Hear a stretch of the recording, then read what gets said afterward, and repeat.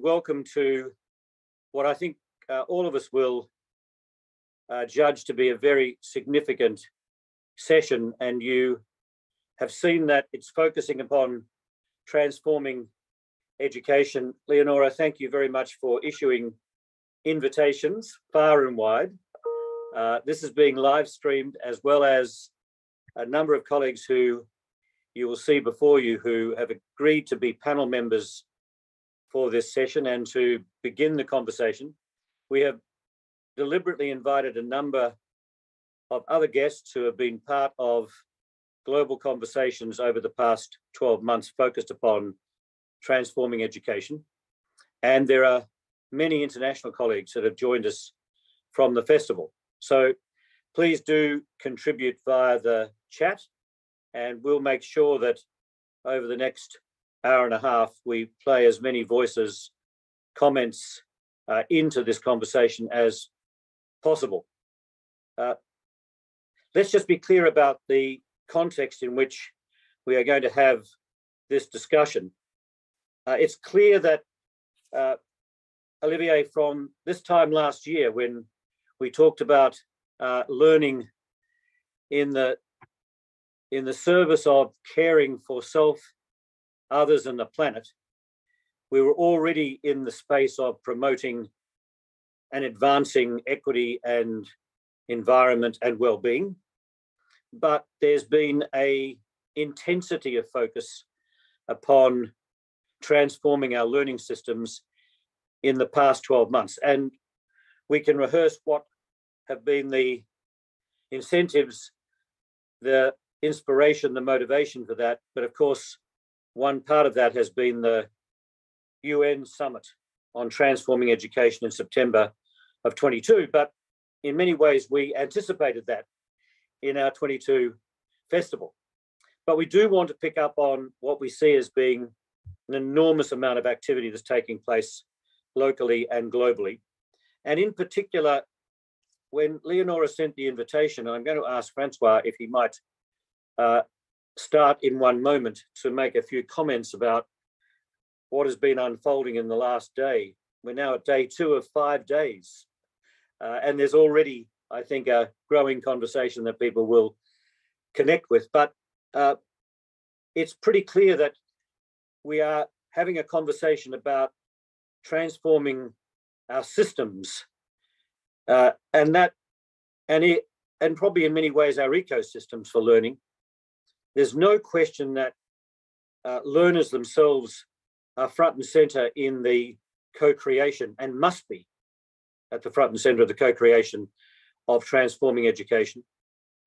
And to maybe anticipate something that Brad might say later, this has got to be action on the ground in context. There's been a lot of conversation.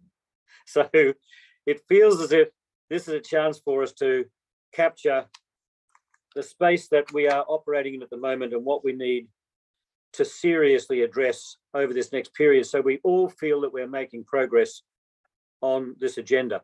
I'll come back to some of the sources of motivation and some more about the importance of what I know, in particular, Dominic might identify about what the DNA, the new bloodstream of this system might be, privileging collaboration over competition. But Francois, let me just ask you if you might model what I'm going to ask each of our panel members to contribute in this opening session. And I'm thinking this might be in 3 parts. Our panel members first, then open it up to invited guests. Please use the chat, and obviously have a wider conversation with those who would like to also contribute. And then I'll come back to the panel members in the final segment.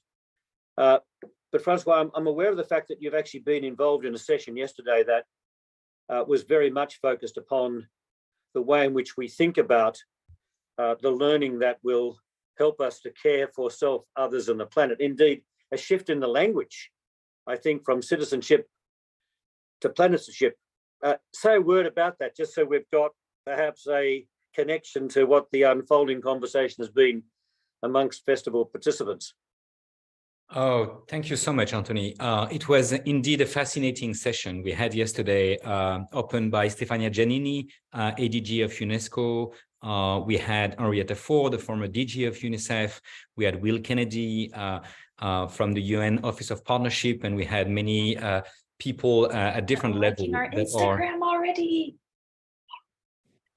Sorry. And maybe you can cut your mic if you're not talking.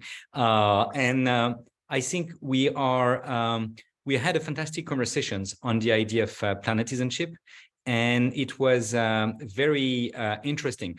You know, we started by the UN Summit on Transforming Education, and I'm sure Veronique will come back to it. But basically, one of the key element there was the youth declaration. 500,000 young people across the world have worked together on that youth declaration. And we were very impressed, I think all of us, by the reaction of the UN Secretary General that says there is basically 4 ways to interact with the youth. The first is to ignore them. The second is to pretend to listen. And he said, we've done 1 and 2 for too long. The third is have a real dialogue. And the fourth is co-construct the future. And he said, the third we just started, the fourth we have to invent. And I think that's really what we are trying to do. So during the festival, there is many young people intervening at different periods. And I'm glad that we have some today again. I think that's absolutely key because this youth declaration is full of exactly what the world needs. Youth empowerment, quality educations, greening curricula, using digital technology, and having teachers that are well trained and well paid, very inclusive, and so on. Okay, so all this is certainly what we need, but indeed, if we want to change the perspective and have not only SDG 4 education priorities met by the 4.7, which is educating about SDGs, educating about sustainability, about peace, about global citizenship, about inclusivity, we need to change the paradigm that we're using. I know that Dominique will talk about, going from competition to collaboration. That's certainly one of the key dimensions. So I'll let him develop that. But basically, it's even beyond this. Historically speaking, education systems have co-evolved with nation states. And nation states have imposed the fact that kids should become citizens. And one of the reasons they had to become citizens is that they were not citizens at birth, which is in itself a problem. Women had to fight long to become citizens. And the reasons for these inequalities is that historically it's men in arms that were defending the city walls and claiming the title of citizen, excluding anyone else, certainly the slaves, the women and the children, the migrants, and the city walls were also separating the human beings from nature. So the citizen is historically and geographically a concept that is not as inclusive and as ecological as we need. So what we are discussing is the need for a new word, that's the word planetizen, which is a citizen of the planet that is aware of the limits of the historical and geographical limits of citizenship, but also aware of the boundaries of our planetary ecosystems, and that are there not just to defend the city walls, but to protect the planetary boundaries and to really care for them. And so if nation states have taught the love of the nation for the future citizens, we need to enhance the love for our planet and the care for the planet. So caring for oneself, others, and the planet resonates strongly within this. And Henrietta Fore, having been head of UNICEF, talked about children's rights and the rights of planetizen and how can they be rolled out, and how can we invite the young generations to ask for new rights. We are going to celebrate the 100th anniversary of children's rights, but children's rights have been written by adults. So it's like when men write the women's rights or the slaves' rights, for some reason, it doesn't fit the people that you want to empower. And so basically, how can we invite the next generations to be involved in planetizen's rights, in defining what that can be, Okay, what would be a planet citizen curricula? We had a very interesting conversation on this. You know, how can we both respect the local cultures while promoting, you know, the universal values and histories that we have? So we have a long history, and our long history starts with the Big Bang, the origin of life on this planet, and many things that we all have in common. Actually together, not only among human beings, but with all living beings. So we are this big family. So how do we understand those things? And then how do we acknowledge some of the darker parts of our history? And how do we, knowing where we come from, how do we analyze where we are, including, you know, the challenges that we have today, including all of the SDGs, the climate, the biodiversity, and so on. But how do we also project into the future? How do we build new narratives to invent the future? So among the things we were discussing yesterday was the idea of, among the universals for narratives is, I'm sure many of you know, the hero's journey of Joseph Campbell. And so the idea is that we can use that sort of journey and try to foster 8 billion heroic journeys so that every human being that is transitioning towards becoming a planetizen, respectful of the planet, can acknowledge that it's not so easy, that we have all sorts of fears and conflicts that we have to learn to overcome if we are to progress. And so, like, you know, we have to cross that threshold, like in the hero's journey. And then we have to, once we overcome those emotions, learn to explore, you know, the limits of our knowledge, the limits of ourselves, and then transform ourselves, transform the way we interact with others, transform the way we interact with our environments, and then start contributing. So emotions, exploration, transformation, contributions are the 4 pillars that every journey has. And once you have done the journey once, you can start helping others having their own journey, the same way you've been helped by mentors and peers in your own journey. And today we can also use another brick that is also getting universal, which is technology, including AI, that has lots of bias and lots of problems, but that could be developed to enhance the journey and facilitate and be used as a sort of a compass for that journey, and then helping you and helping all of us to identify companions for our journey so that we are not alone in that journey, but we can join communities that scale. And so all these dimensions can be weaved together. So that's basically what we've been saying yesterday. And, you know, it's hard to summarize in just a few minutes, hours of conversations. Well, Francois, that's a brilliant summary in 4 minutes. So thank you. And planetizenship may well just be the meta concept that we need to keep in our minds as we think about the learning agenda that will seriously transform our education systems. But as you say, this actually does involve an absolute commitment that's revealed in the Youth Declaration. So, Adrija, I'm going to come to you next and ask you maybe to focus upon precisely that. And I know that your own work at Youth by Youth is very much about the lived experience of young people. Therefore, the declaration is vital. And thinking about the connection between the learning systems that we are transforming and all of the economic, social, political challenges, the human challenges that Francois has identified. And then, Veronique, I might come to you after Adrija, because I think it'll be helpful to go back to the beginning of the year, perhaps, and just pick up on the Future of Education report, the UNESCO report leading into the UN, and your responsibility for SDG 4, and help us a little bit to understand what has been transpiring since the summit. But Adrija, let me go to you first and perhaps pick up on the centrality of the Youth Declaration. Yep, thanks, Anthony. So I think that a lot of time we talk about transforming education, it's because education has been exclusive to a very large extent, and especially exclusive in one of the most basic formal institution where education happens, that is our schools. And in this sense, if we talk about intersectionality, Historically, intersectionality of social and political reasons has also been a very important factor in determining who gets excluded, basically.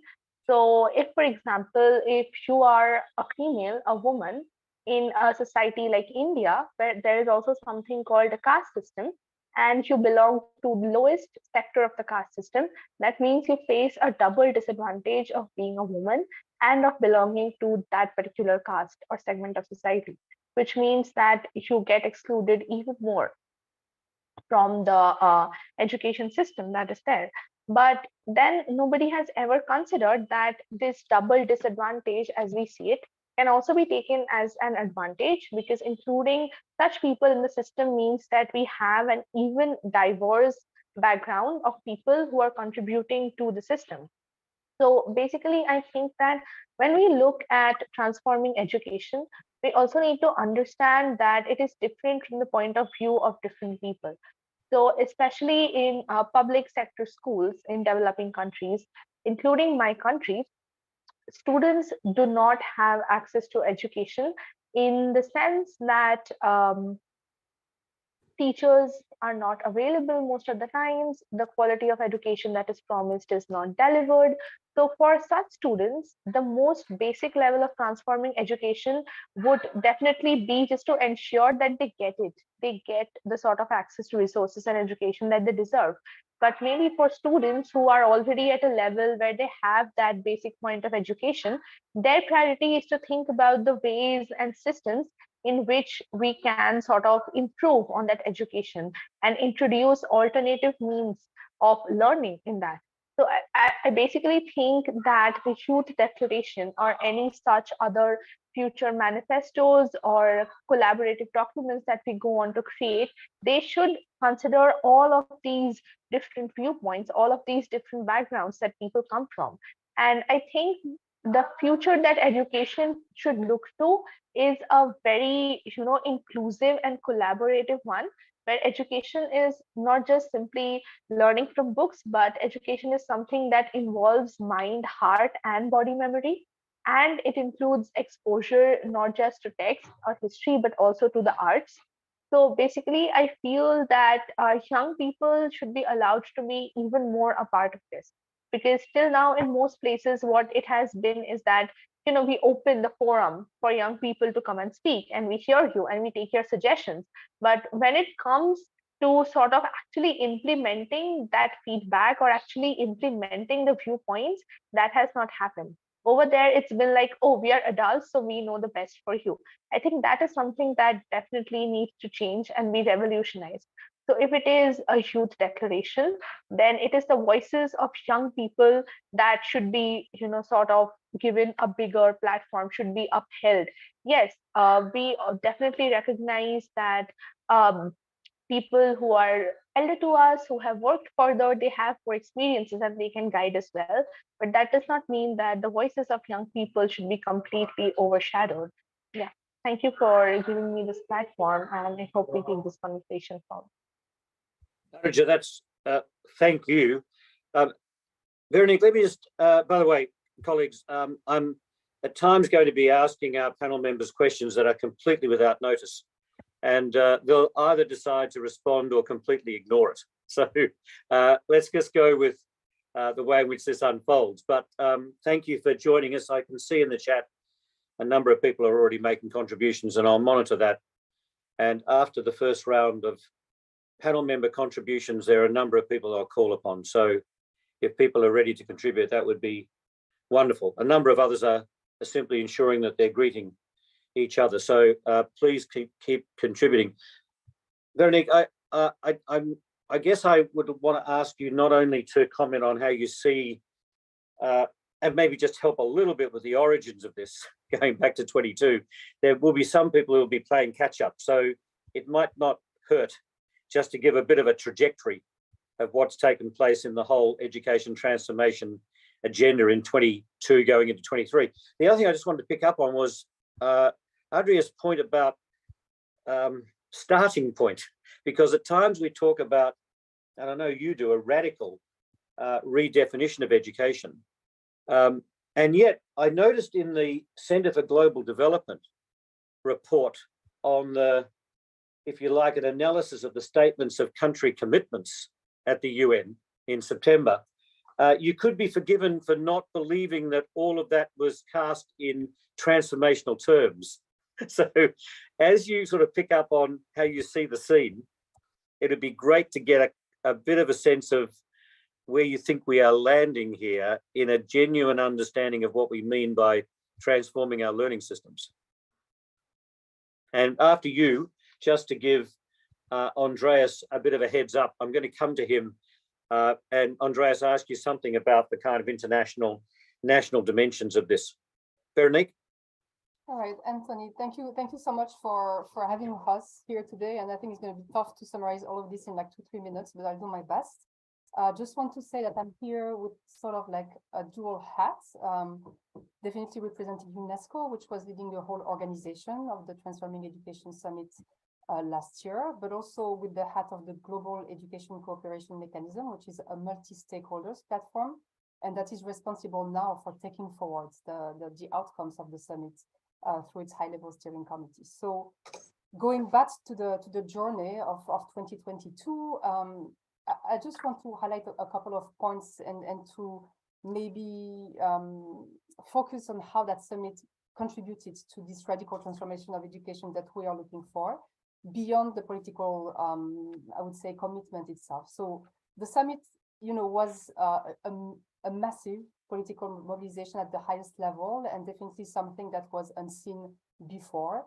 It's not every day that you see education, in the high-level segment of the UN General Assembly week. So just that in itself was a huge achievement, and having a number of heads of states present and making national statements of commitments on that day was, I think, a game-changing when it comes to political commitment to education.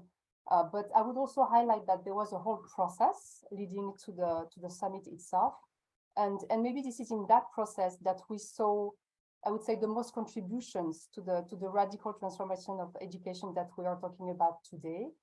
We had a strong foundation already with the Futures of Education reports that you mentioned. I think there had been a lot of thinking around how do we define the transformation of education, and there had been also a lot of consultations of many stakeholders about their thoughts, their views, and definitely youth and students were at the center of all these consultations about what do we think the transformation of education looks like. But there was also, I would say, translations of these discussions and consultations into concrete action at the field level. As you know, throughout the summit process, we had national consultations taking place in about 160 countries, where there were like further dialogues led at the country level on what are the entry points for transforming education. And then we had about 130 national statements of commitments made at the summit itself. And I think we did a quick analysis actually of these national statements of commitments, and what we saw there were some, I would say, entry points for what matters the most and what needs to be changed to lead to this systematic change of education systems that we're looking for. So there is a lot there is a strong base, I would say. There is a lot of literature, there is a lot of, we have a lot of evidence, we have a lot of information on what is needed to transform education, what are the key entry points. The summit itself led to the definition of 5 global initiatives around key issues that in a way we see as sort of like game-changing solutions, maybe to accelerate the transformation of education, to accelerate progress towards SDG 4.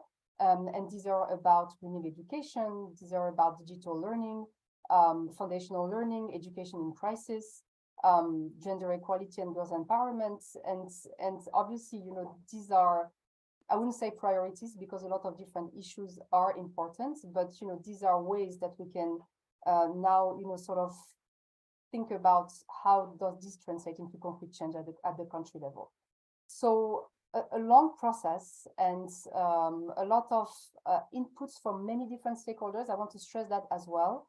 And I'm going to quote the UN Secretary General when he says in his vision statement that the transformation of education requires a collective effort and is also sort of a continuous effort. I think you mentioned that yourself, Anthony. It's not that we didn't start from zero, right? Like there have been like a lot of different projects and initiatives, a lot of thinking about the transformation of education.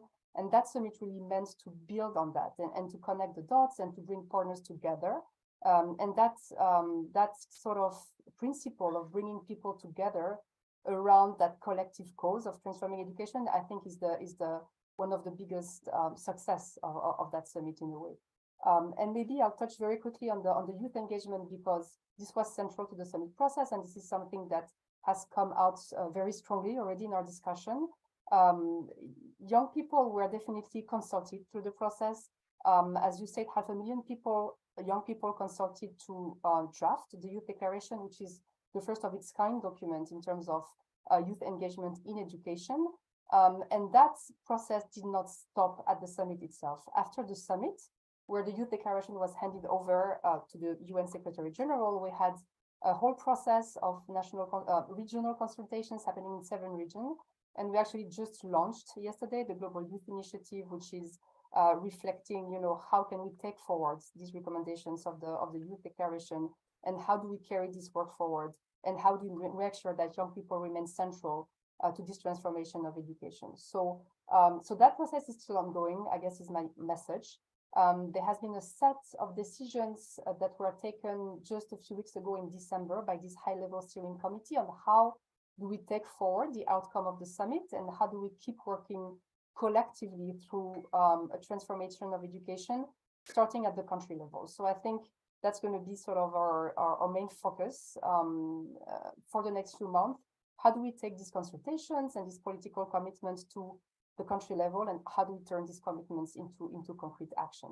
I'll stop here and happy to answer other questions. No, that's brilliant, Veronique. That's fantastic. Andreas, you want to pick up the story as you see fit, but I just want to give you maybe a prompt that would help some of us at least. And then, Brad, I'm going to come to you because I think that the Brookings work in this space and your own work has been very significant. But Andreas, I'm just thinking, as Veronique spoke, it's not as if we didn't have other sources that have been informing this conversation. Your own work, the OECD's Future of Education and Skills 2030, has been a very significant contributor to this work. And in addition to international coordination now that's taking place that Veronique has described in some ways, but also at the country level, there are a whole range of other international agencies. Many of us are associated with those groups, and we're meeting on a regular basis to think about how we can advance this work. And then we'll reconvene again, of course, in September of this year. But Andreas, how are you seeing the level of international cooperation, particularly amongst the peak agencies, and its translation into the national level? And just one other little prompt, you might have picked up on Olivier's point in the chat, namely that at the very moment that we're promoting a concept of planetism, there are those who are actually even challenging the concept of global citizenship, and nationalism is reasserting itself. So it's a very interesting environment in which we're operating. So I'd love your read on that and how else you'd like to maybe see the agenda unfolding.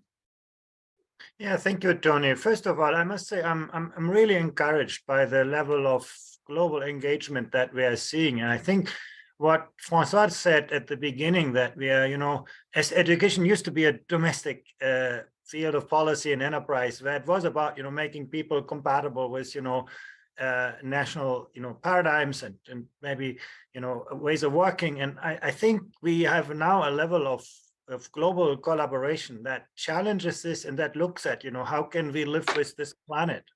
How can we live with people who are different from us? How can we live with ourselves? I really think this is a new debate and discussion, and we can see engagement at so many different levels. I mean, the UN Transformation Education Summit is just one example, but we have many fora of multilateral collaboration, and not just between governments, between young people, between different types of actors in the field. We see a new culture of from public versus private to public with private, where you actually see different stakeholders working together in service of the public good of education. So I must say, I find this very, very encouraging. We have, at the OECD, the most advanced education systems coming together. They, have achieved the, what you call traditional success in education. They are now thinking, what does it mean to genuinely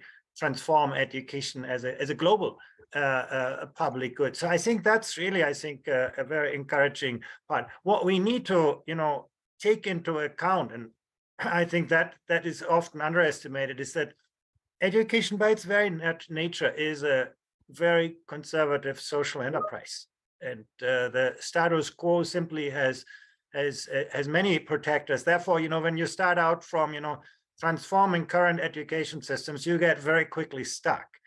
I think that the real question is one of purpose. Starting out, if we were to reinvent education, what would be its purpose? Now that big why question, I think, gets asked too little. We get too quickly into the what and the how, and asking ourselves, what world do we want to see, and what knowledge, skills, attitudes, and values would help to build that world. And that's really where the OECD Learning Compass comes from. But when you have clarity on that, ask yourself, what kind of learning environments do we need to see to support those knowledge, skills, attitudes, and values? And you will see that traditional education institutions serve a small part of that purpose, but there will be so many other. And I take this point, we should start from youth, but actually we should start from people of all ages and give them greater ownership over what they want to learn, how they learn, where they learn,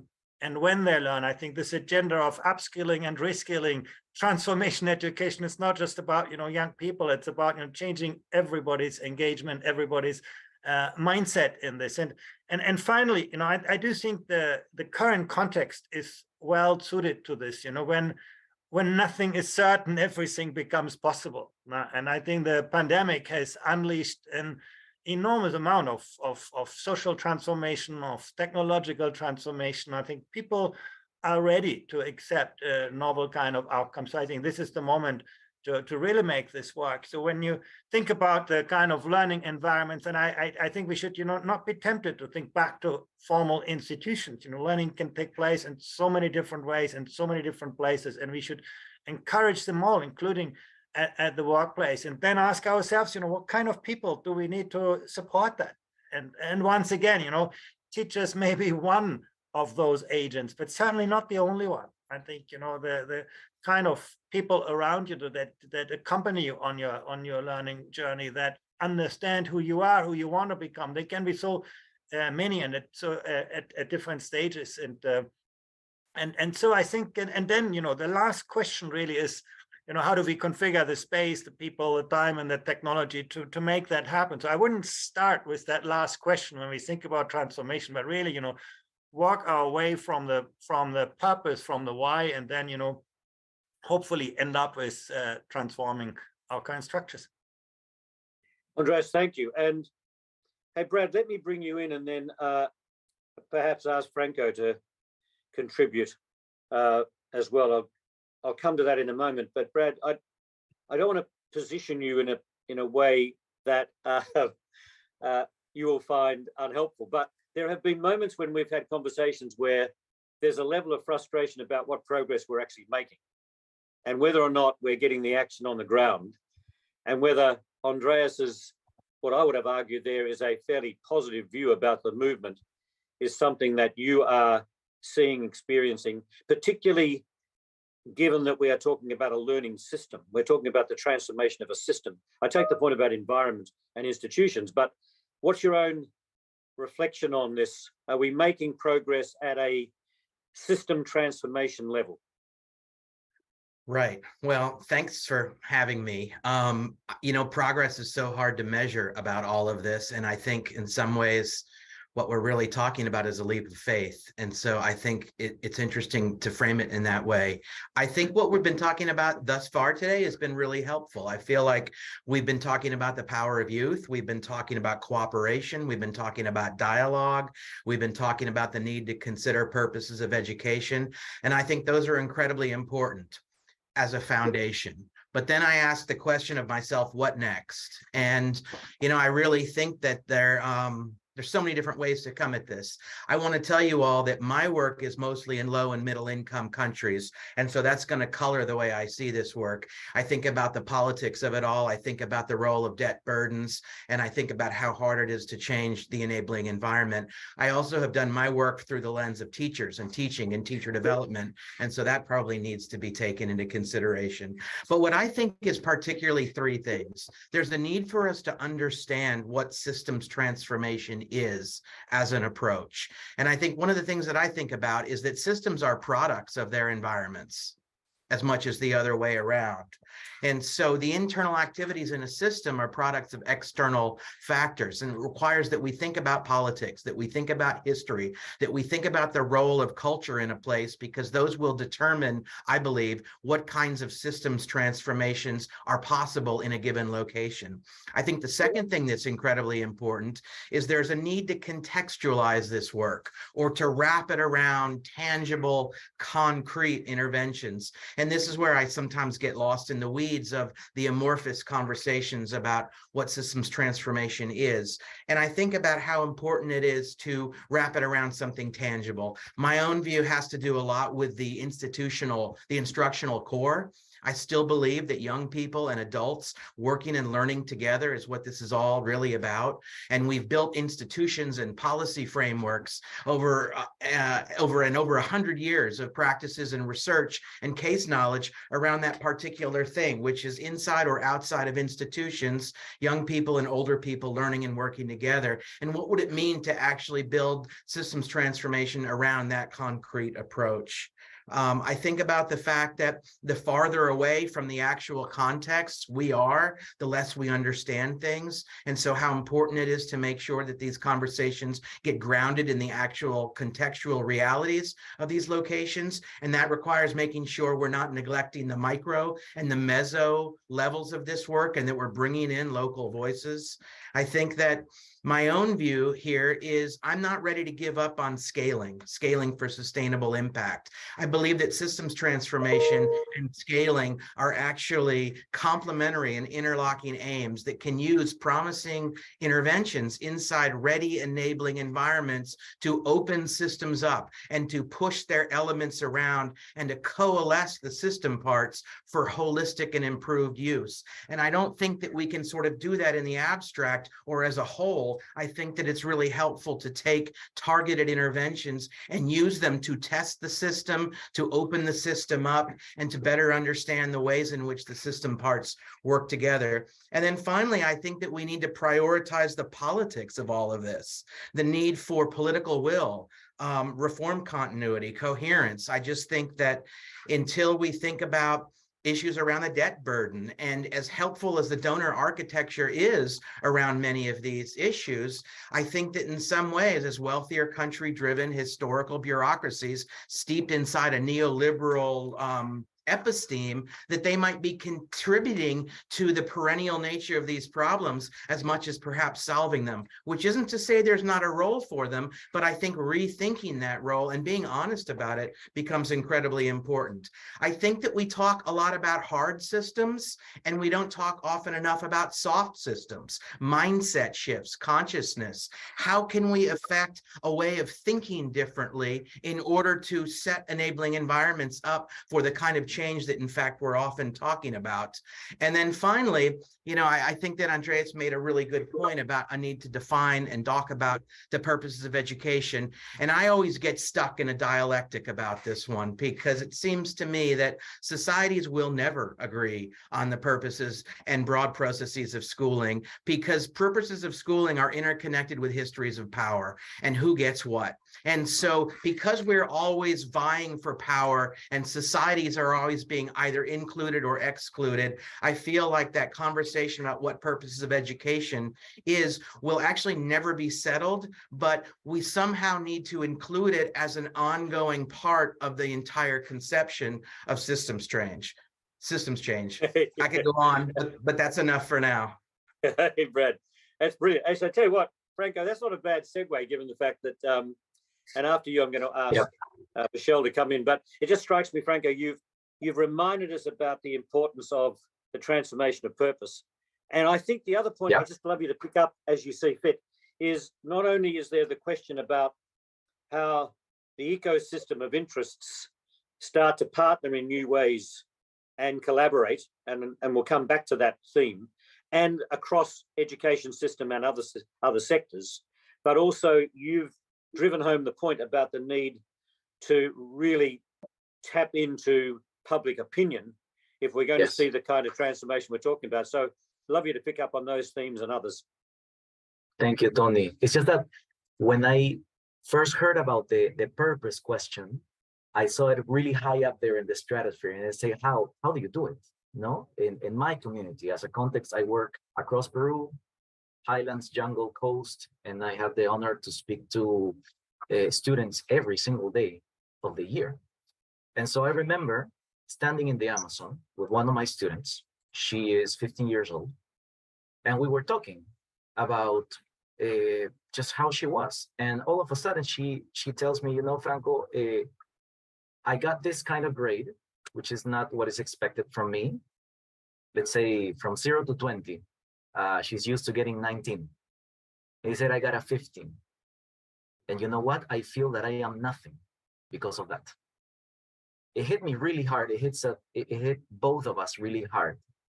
That a student in my country would say that because she didn't get a grade with 3 points less on a scale, she is nothing. And you and Valerie, I think, wrote extensively about what does it look for a student like Iris to face the notion that education is to get a good grade, to get a job and pay the bills, you know, to be only financially secure, and only that. Nothing wrong with that, but only that. And in my country, as I suppose in many other countries, there are still millions of kids and parents who are hearing that from all fronts, that education is for that and only that. And when you ask students, parents, etc., I do it often, they tell you that. That's why you educate yourself. And to Brad's point, when I think about students and I apply this systems thinking, I think about the voices, the mindsets, the institutions, both formal and informal, the school prices and what do they resonate, the incentives, the rules, the laws, the power, the funding, the measurements, and what do they all, as a concert, reflect, right? For kids, public opinion is really important. Public opinion is what her mother says at dinner, and what the parent says at the classroom, and what the friend says, right? And from that literature, we know that all this is very powerful, and it ends up like that. So for me, the question of public opinion is, there are actually two questions. Who is having access to this dialogue in the world right now? And under which circumstances? And I have some learnings that I could share. We're taking this dialogue in Peru, in my country, directly to communities, directly to students, directly to parents, to ask the question. In the case of my organization, as many other organizations, we're consolidating sort of like we have co-created with students a leadership journey for students to craft a true purpose for their own education, besides the traditional notions. As an example, my students this year, the students leaders that we have detected will impact, these are kids between the ages of 14, 17-year-olds. They will impact, I think this year, around 3,000 students in Peru through their own actions. And through that, discover that there is another purpose for education besides what I just outlined. And I see these kids in my country, a growing group of students that are not only impacting, more aware of the planet, contributing to other people's lives, reshaping their own family relationships, centering their professional path, you know, embracing the diversity that we have in Peru, finding problems that for adults are to this point blind spots and only they can see as students, and reshaping what's happening. Now, the connection to public opinion. If parents and policymakers do not know about this, if you have entire communities that don't have a single student, this happens in my country, a single student that can be on a path for a thriving life, then public opinion will never change. But in communities where students are actually thriving in this more holistic way, then you really have a chance, and I've seen it, of entire communities of parents saying, you know what, education is not only for that. And I am seeing community after community in Peru changing their mindset. Why? Because they can see it in their own youth. And I think that a true path towards opinion is not only dialogue, conceptual dialogue, it's actually helping communities to have their own youth have a thriving life and connecting that dialogue to policy. And today, thankfully, we also have entire districts and regions that are willing to turn this into a policy of students thriving in Peru. There are a lot of challenges. I'll stop there, but this is our approach to changing public opinion. Parents have to see it with their own eyes and their own kids. Well, let me come to Michelle about that, and then by the way, there's a few more colleagues that are going to make a contribution, and then we've got just a wonderful community of colleagues who are with us. So I'm going to pursue the question around the dialogue linked to policy, Franco, and the nature of the big education conversations that are taking place. And I'm going to call in at that point a little later, Essie and Alex. Michael, you might want to make a comment about that, because it seems to me that the nature of that dialogue that relates to lived experience and thriving young lives is absolutely crucial. It's not one removed from that, yeah? And Michelle, that is what you have been doing. You've created a learning ecosystem where you've reimagined purpose and you've redefined success, and it's alive and well. Am I overstating the progress that you feel you've made? And that's the not at all. Okay. Yes, not at all, Tony. I think it's a great segue to what Franco shared. I think there are three critical pieces that I want to talk about. One is reimagining the purpose of education from the lens of a young person that Franco beautifully talks about through his work, and expanding that definition of what is the success of education to the idea of thriving, flourishing, well-being, to broader ideas. And for me, this at the core of it is what will bring also inclusion and equity in education. Going back to the example that Adrija explained around the intersectionality of a girl from a lower caste community. If we want this girl from a lower caste community, if we want this young man in Peru to truly thrive and flourish in life, then we need to redefine what education is for and what does success from education mean and look like.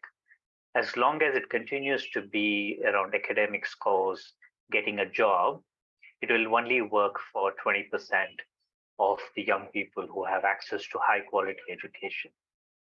And it will continue to fail 80% of the young people who are coming into an education system either for the first time or as first generation learners, which is what is happening in most education ecosystems. So the thing about mindset change that Brad talked about is really around redefining success from education. And if we can redefine the success from education to broader ideas of thriving, flourishing, well-being, then even a young person who chooses to be a hairstylist, chooses to be a rocket scientist, or chooses to be a chef, or chooses to be a plumber, each one of them will define their own journey of success. Each one of them will define their own pathways to success, which could be expanded into ideas of, am I showing up as a good community member? Am I contributing back to my community? Do I have access to support systems? Do I have access to mental health support systems? Do I have access to public transport and housing and basics of a good quality of life? Am I contributing to changes in my community, in my city, in my region, in my state, in my country? Am I contributing back to my planet? Do I have access to emotional resources to deal with emergencies and changes in life? So it's the definition of success really broadens up, which is what we've seen in our work, that today young people, when we talk to them who are alumni in our programs, say, I might have not gotten out of economic poverty completely, and that might probably take a few more years for me. but I have a good quality of life. I am thriving. I have a supportive family. I have a sense of identity. I have a sense of pride in who I am. So that's at one level. The second, if I take the same idea inside the education ecosystem, the education ecosystem, at least when I look at the lens within India, is stuck in decades of a certain approach, something as simple as a school calendar that is sacrosanct and stuck, that these are the 5 subjects that need to be delivered every week for millions of kids. Now, within the school calendar, if you introduce a radical new curriculum, like say a happiness curriculum or a well-being curriculum or an entrepreneurship curriculum, it's not so much the curriculum that is radical, but what it does to the mindset of teachers and education and the school leadership. What it shows is what I believed to be sacrosanct can be broken apart, can be turned on its head. I can let go of something that's old and not working, and I can invite in something new, like climate education, like the education around rights and justice, like the education around history and critical thinking. So what it does is it opens up imagination in the education ecosystem, and that starts transforming. And finally, if I look at the public education system around public policy, a lot of it works on political will and public demand.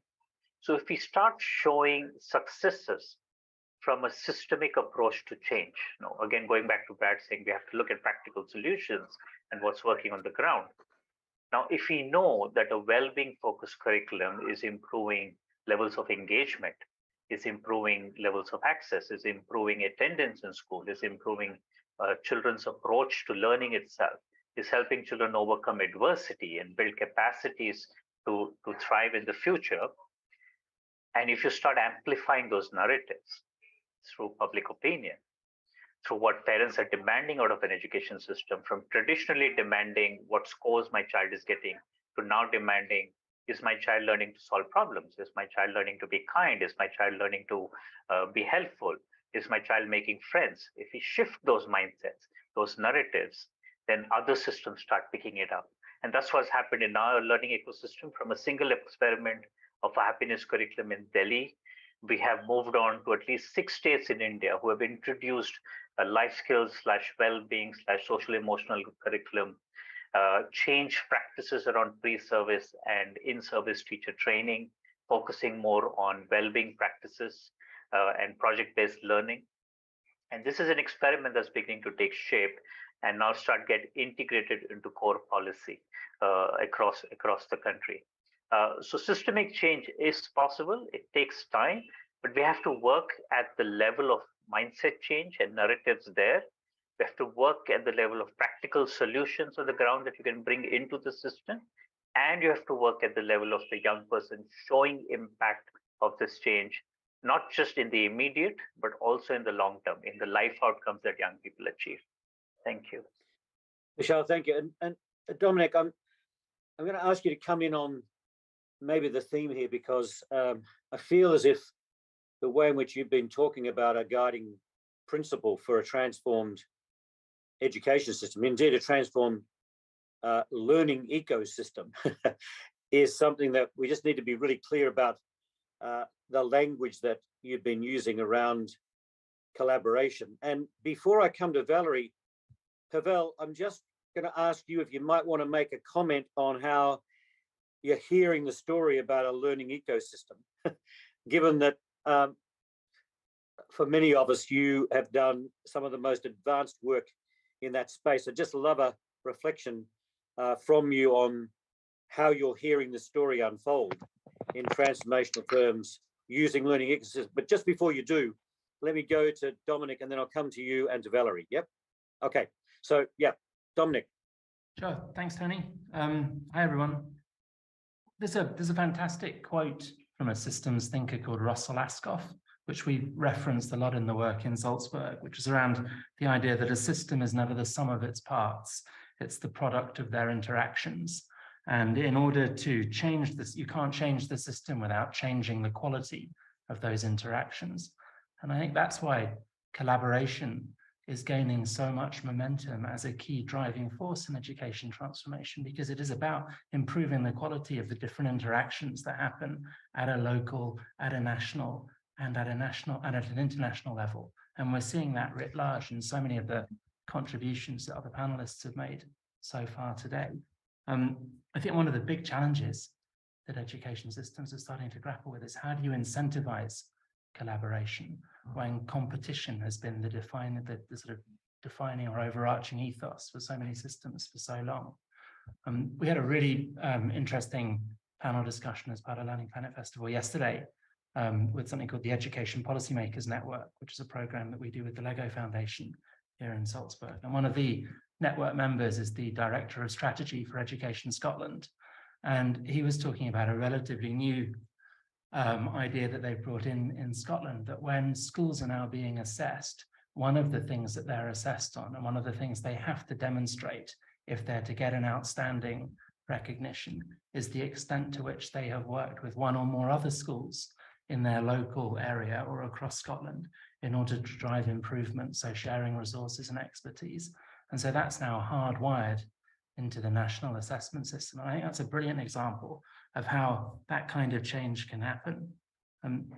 It's also, it predates the pandemic, although the pandemic had a huge impact on kind of turbocharging the focus on collaboration. So we've seen it with a lot of the work around social and emotional learning over the last decade or longer, where collaboration is critical to so much of the SEL thinking. We've started to see SEL become more and more of a feature of national systems.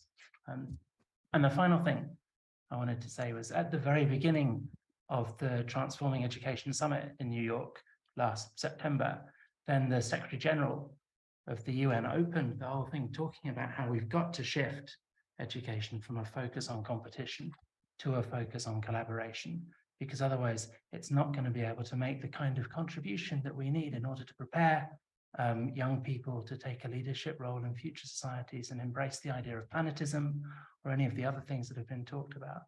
This era of competition feels like it has to come to an end in education and in many, many other societal domains. Otherwise, we're not going to be able to address critical existential challenges that we're all going to encounter in this century. Thank you, Dominic. And by the way, the chat is pretty fertile ground here. Lassie, thank you for actually giving some further context to Vishal's comments earlier on, and others are doing the same thing. So I'm going to let people take the resources that are being posted, okay, and use those themselves. But Valerie, just before I come to you, Pavel, what's your kind of reflection on the conversation? Because you might say, well, we were having this conversation a few years ago and felt we were really making some progress on learning ecosystems. Here we are intensifying the conversation. Have you got a judgment? Yeah, first of all, really excited to be part of this conversation. And I feel like, well, just what I heard in another panel where we were talking about how we can create systems that support education for planet citizenship. Things are getting worse and worse and better, faster and faster. I think that is the quote from Tom Attlee, and that perfectly applies to the situation we're discussing here. We see a lot of challenges we are facing in terms of proliferation of the model. Andreas presented it beautifully that we really have a lot of struggle within the system. It's probably one of the most inert in the world. And it's probably the question of purpose brings us to the recognition that the problem of education largely lies not with education, but with societal model that we are facing. This is why we started to discuss a few years ago learning ecosystems for societal transformation. And I feel that part of the story is that we need to really recognize that it's not only about repurposing education, but recognizing that this transformation should happen in parallel with transformation of different other aspects of society, transformation of our models of living, our models of being, our economic models that are currently being massively disrupted, and disrupted from technological space, like just a very recent example of GPT-3 coming in with literally breaking down the creative jobs sector. And a lot of people are frightened because they thought that creative sector will be like a refuge from automation. and evidently it will not be. So how are we going to deal with that? And a lot of universities that were presenting creative careers as like long-term strategy for your to be future proof, they cannot promote that anymore. So this is a challenge, and the only way to go ahead is that we begin discovering not just new ways of learning, but learning for being in a different way. And this is where I see the potential of movements like this one, and discovering of what different learning ecosystems in the world do is because there are communities that already learn how to thrive together in very different places in the world. And perhaps many of them come not really from Western Eurocentric spaces, from Africa, from Latin America, incredible examples of local communities that learn in different ways and live in different ways. So I feel that part of the story that we are missing here is that we need to upbring many new roles of leaders that help this transformation happen. And I know this is the favorite topic of Valerie, who is going to speak after me, but I would like just to highlight that it's not just leaders, different roles of leaders. We need, one of the roles is weaving, is connecting the spaces, but it's also brokering. It's also having the negotiation, for example, between education space and business, between education space and NGOs. We need storytellers to tell a different story of education. So we need all those change agents stepping in, and that is part of our education. We need to change that. We need to change seeing our profession not just as profession that reproduces the society, but the one that helps the society evolve. And so I would like to encourage all of us, when we work with learning ecosystems, to see us as change agents. Pavel, thank you. And that's fantastic. And Valerie, as I come to you, and then I'm going to go to Michael. It was in New York, Essie and others, where we convened a number of conversations where Andreas brought, I think, a lens that you have been exploring, Valerie, around some parallels with climate change that go to the very points that Pavel is actually identifying. So you might want to pick up on both reflections in that space and also the leadership dimensions. Sure, I'll go to climate change for two reasons. One, it is obviously a sister campaign. Both the crisis that we face on the climate and the crisis that we face in education are intimately linked, and we won't solve one without the other. They are interdependent. One issue is that the climate crisis is increasingly visible and visceral, whereas the education crisis is somewhat more invisible and rather more difficult to get your arms around and demonstrate. Things seem to be okay to many people when patently they're not. So that's one issue. And the other issue that interests me about climate is it seems to me that over the last decade, the climate campaign has reached a kind of level of success which we could only wish for. Think back, friends, to 20 years ago, when no politician was particularly interested in mentioning the climate emergency. Would never call it an emergency, by the way. You know, think back to Al Gore, you know, crying, listen to me, and no one would. And no politician took it seriously or used the language even of sustainability. Think about where we've come to now. And so I'm very intrigued about how we might learn from the management of the climate campaign to ourselves learn some lessons about prosecuting our own campaign more effectively, because we have to prosecute it more effectively. People have been talked about the questions of why, what, and how. I think we've got some pretty well-rounded answers to the questions of why, but it's within our own bubble. Now, thanks to outfits like Learning Planet, we're extending that bubble, but it's nowhere near the major public discourse that takes place in politics. And I suppose what I want to inject into this is the point that Brad has made and one or two others, that we must address the politics of the situation and get inside political cultures which have excluded this kind of discourse and continue to exclude it. With all due deference to what happened at the UN in September, you, Tony, made the point that when countries went back and made their commitments, you'd be forgiven for not finding them all that transformational. And just as with COP, you know, you had an international gathering time and time and time again, windy rhetoric, and when people get back to their domestic circumstances, very little shift. But that is starting to change now. Who leads, who follows? Is it the politicians leading, or is it them following the public pressure that young people in particular lay upon them? It's obviously a mix of those. So it seems to me to be worthwhile, and what I'm trying to do at the moment is explore some of the cultures of politics in different jurisdictions from people who live inside politics rather than the likes of us who don't inhabit that world. And there is a huge misalignment between the cultures, the timescales, the incentives, the kinds of things that bring a political discourse, a climate setting conversation into the space that we're advocating, one which doesn't just have the old economistic paradigm endlessly repeated because politicians think that that's what parents want. They may not be right, but they're stuck with it. And finally, let's not be too naive about this. There are vested interests very happy to keep education systems just as they are, systems which sort and sift and create hierarchies and replicate those hierarchies. So I guess my brief injection into this conversation, so much of which, of course, I agree with and have lived for the last 20 years, my injection into the conversation is we've got to get smarter about the politics. We've got to engage with it.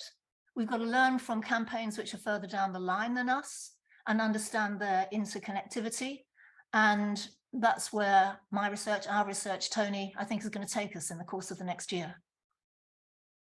That's superb. And I think, look, Michael, this is a bit tough here, but I'm going to ask you to see if you connect with the conversation at this point. And I want to make a link to what Adrija and Veronique and I think probably Franco, Vishal, this sense about getting a much deeper conversation that's real with people, both professional, personal, and political. Yep. Now you're leading a major piece of work at the moment with high performing systems, and it is absolutely in this space of human thriving and flourishing. But one part of it with Essie and Alex and others is to get conversations going at levels of country and community that can really catalyze, in, I think, Franco's terms, public purpose that links them with the political, yep, and addresses the societal that Pavel's talking about. So, Michael, a word about why you're investing, in a sense, in a body of work through OECD that's trying to push us into a space that is not just a professional responsibility. Thanks, Tony. Yes, the work we're now leading at the OECD is absolutely about the purpose of education and learning. And it's being done with some top national systems, top in the old sense of PISA top, be they in Scandinavia or Europe or North America or Southeast Asia, 7 or 8 of them. It does meet Valerie's challenge. This is not leaving the political discourse as we know it, the discourse that has come up with a response to climate change, but not yet a response to education change. It's engaging with that discourse and with those secretaries of state and those permanent secretaries and their heads of strategy. So it's both exhilarating and frustrating. What it's about at the moment is education for human flourishing. That's what people want to talk about.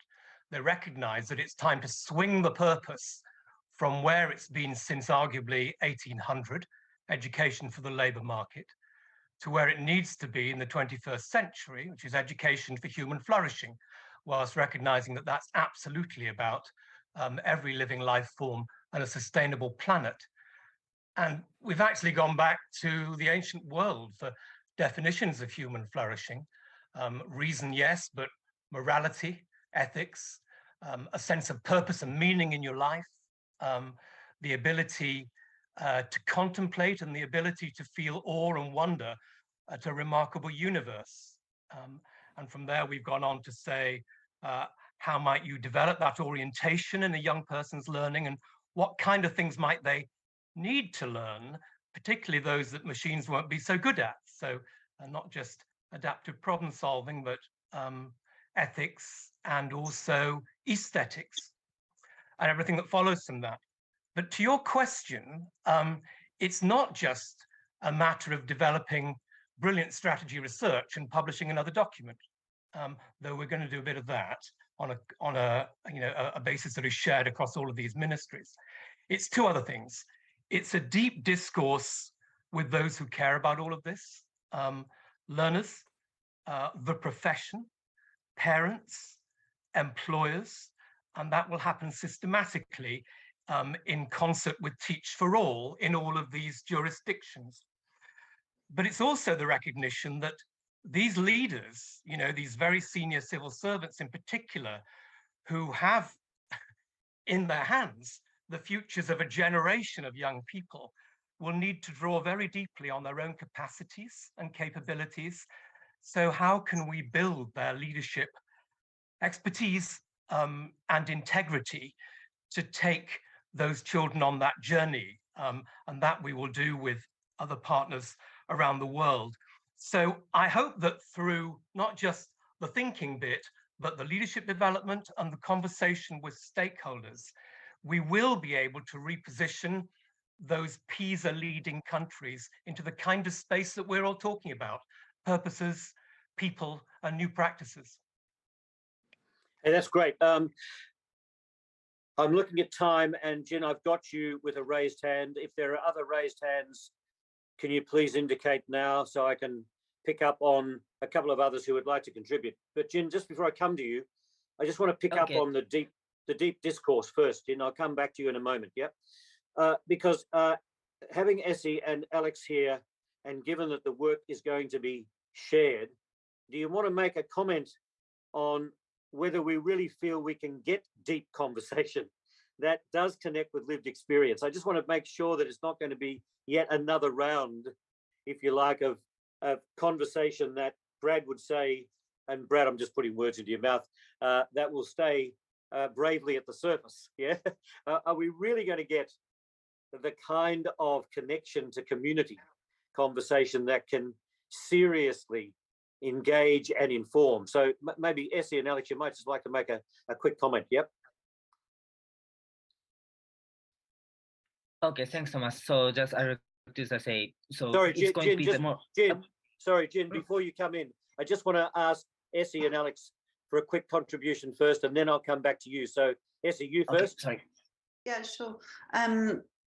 As you said, I mean, there's so many different areas that need to be held and focused on at the same time. We do believe that conversation, which is very intentional in the way that it's structured and set up, can get to those pieces around the mindset shift and around really confronting people's underlying beliefs in order to create that public demand and to be able to do it. But it does need to be very carefully constructed and supported to make sure that it is intergenerational, it's inclusive, that it's really focusing on the right kind of conversation, which means you don't just, use it as an opportunity to complain about all the things that are wrong, but are really getting under the skin of how people are feeling and making sure you're really listening and addressing some of those areas, because it's those values and beliefs, to the kind of Donatella Meadows framework that we looked at with the New Education Story. It's the values, belief, the cultural elements which really can underpin this. And so if we don't also address this, the kind of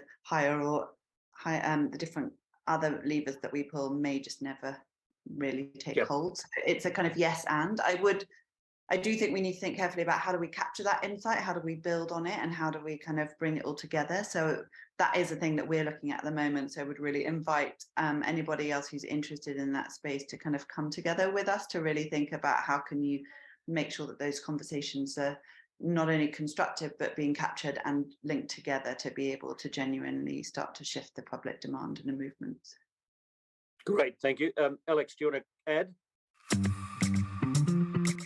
I would just say, at Teach for All across our network, we believe in this idea of collective leadership. And we believe that leadership can be exercised by people in all parts of systems around students themselves, teachers, parents, community leaders, business leaders, school leaders, policymakers, social entrepreneurs. And so we invest in building that leadership in communities worldwide. We're embracing it. But then it's important that it's really collective as well. And I think the conversations speak to that element of it.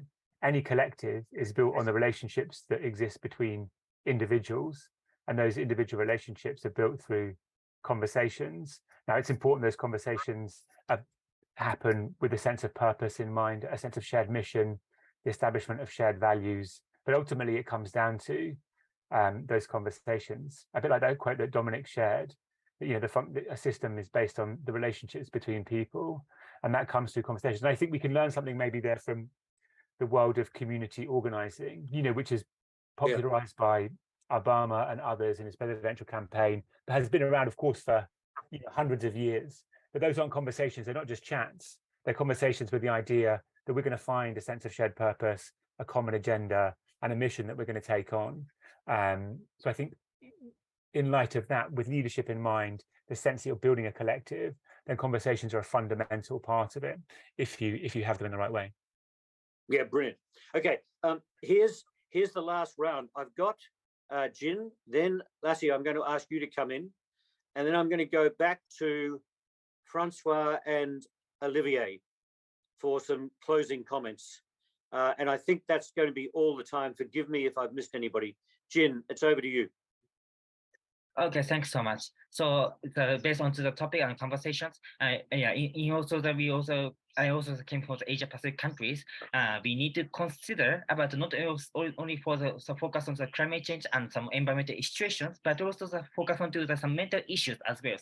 Nowadays, just 1 month per month, we got to the more than millions of the youth getting some depressions or some obesity. So that's why we need to focus on some mental illness and mental care as introducing to the education.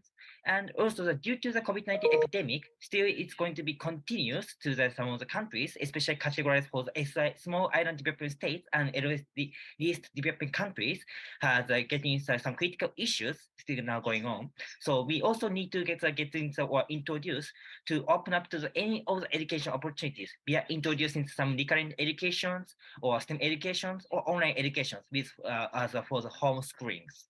Then we also need to get some connections to the local communities. Likewise, the local community has some several characteristics as with construction of the background or the social, cultural, regional, and regional.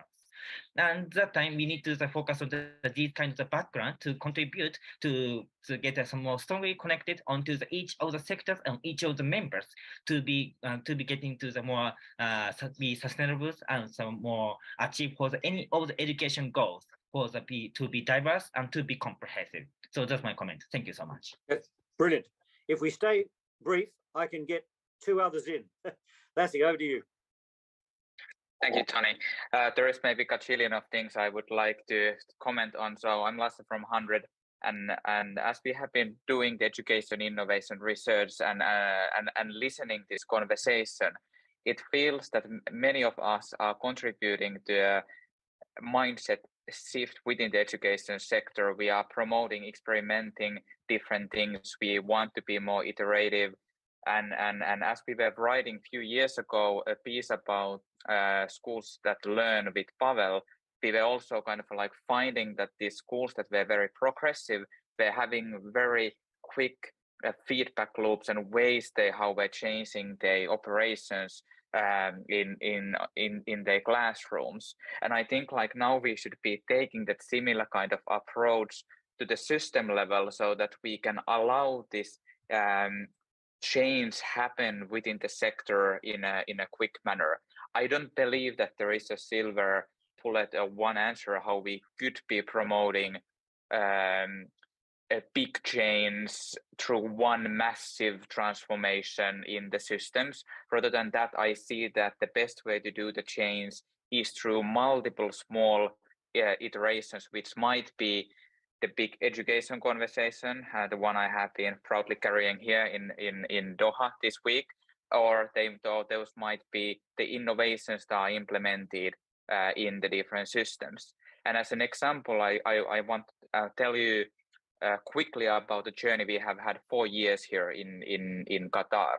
We started in 2018, 2019 to allow more experimenting together with the public schools here in Doha. And yesterday we had an event where we had a girls' school on the stage presenting to the education minister with the students and letting them know what kind of innovative work they have been doing in their classrooms. And this journey had been taking some years, and I think like we have to be putting this kind of things into motion all over the world, and then eventually we are able to push the education and transform the systems around the globe. So that's my 5 cents. Thank you. It has been a pleasure to listen to this discussion today. That's superb. Amora, come in. Hi, thank you. Oops. Yes, it did work. Thank you very much. And thank you for the invitation today. I just wanted to briefly mention, so first of all, hugely inspiring to hear all of these.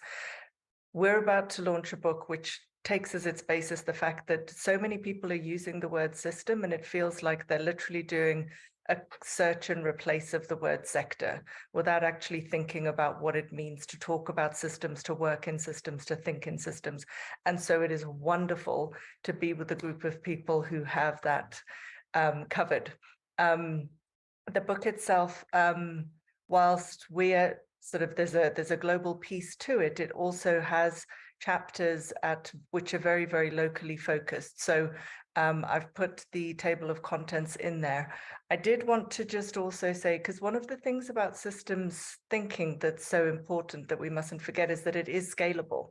You can have a human being as a system, you can have a classroom as a system, you can have a school, a local district, etc., all the way up to the global level. And I think one of the things that I just wanted to mention very briefly is the ways in which we need to also think about the international ecosystem, the global financing, development, and all of those entangled issues, because there are 3 critical shifts that we're seeing. There's localization and decentralization.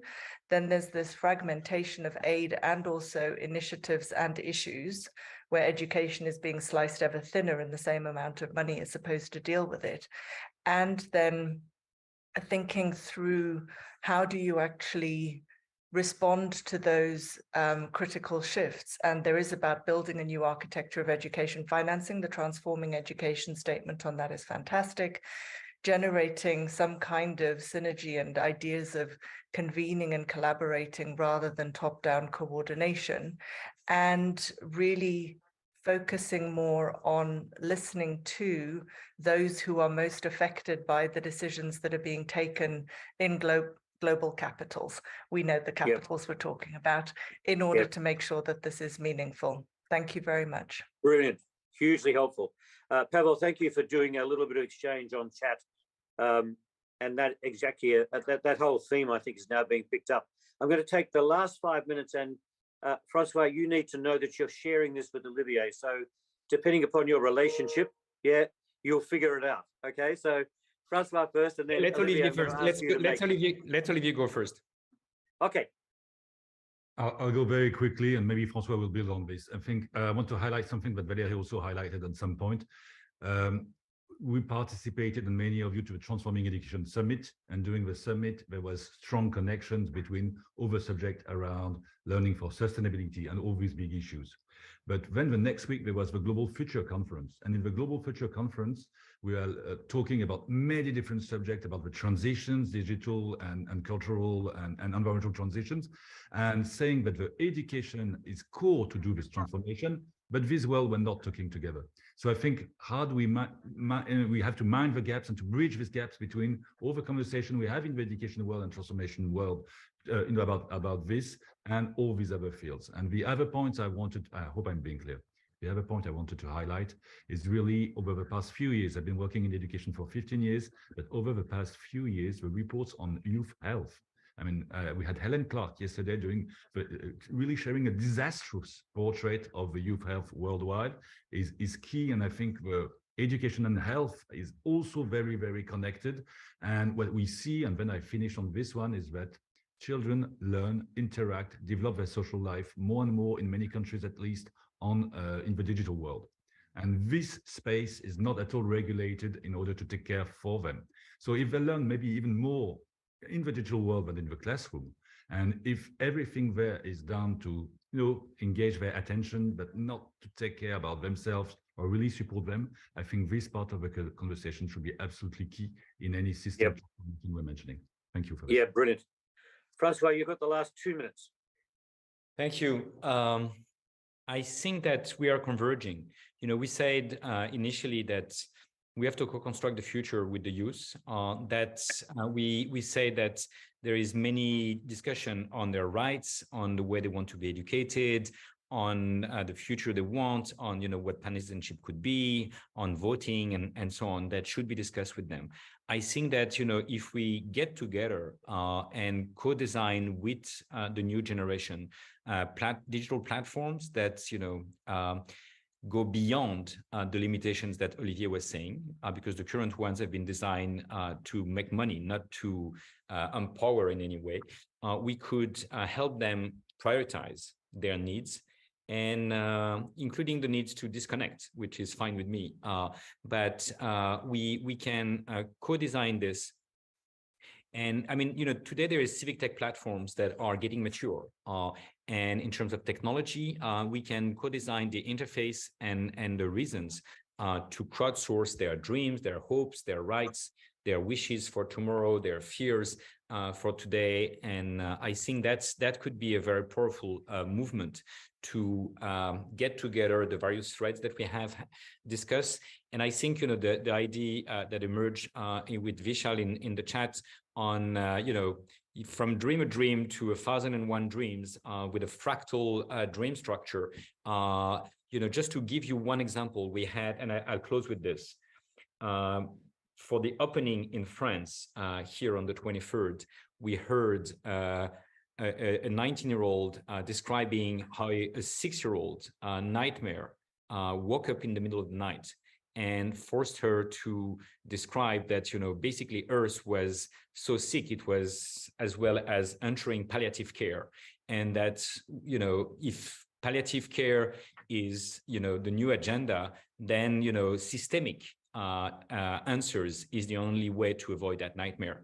And what's interesting with palliative care is that it's not just the physical, it's also the psychological, the spiritual, the social. All those dimensions are taken into consideration simultaneously. So if we want to avoid that sort of nightmares of little girls, we have to design solutions so that they can have their dream come true rather than nightmare come true.